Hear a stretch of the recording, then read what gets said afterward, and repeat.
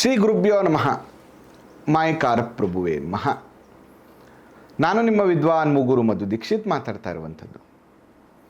ನೋಡಿ, ಇವತ್ತಿನ ಸಂಚಿಕೆಯಲ್ಲಿ ಯಾವ್ಯಾವ ನಕ್ಷತ್ರದವರು ಮದುವೆ ಮಾಡಿಕೊಂಡ್ರೆ ಚೆನ್ನಾಗಿರಲ್ಲ ಅನ್ನುವಂಥ ವಿಚಾರವನ್ನು ತಿಳಿಸ್ಕೊಡ್ತೀನಿ. ರೀಲ್ ಮಿಸ್ ಆಗೋಕ್ಕಿಂತ ಮುಂಚೆ ಫಾಲೋ ಮಾಡಿ ಮತ್ತು ಶೇರ್ ಮಾಡಿ.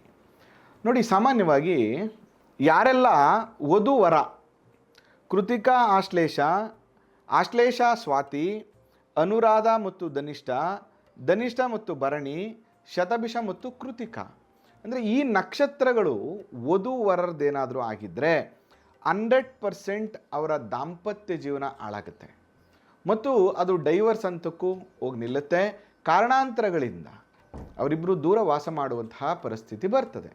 ಅದರಿಂದ ಈ ನಕ್ಷತ್ರದವರು ವಿವಾಹ ಆಗುವಂಥದ್ದು ಶುಭವಲ್ಲ.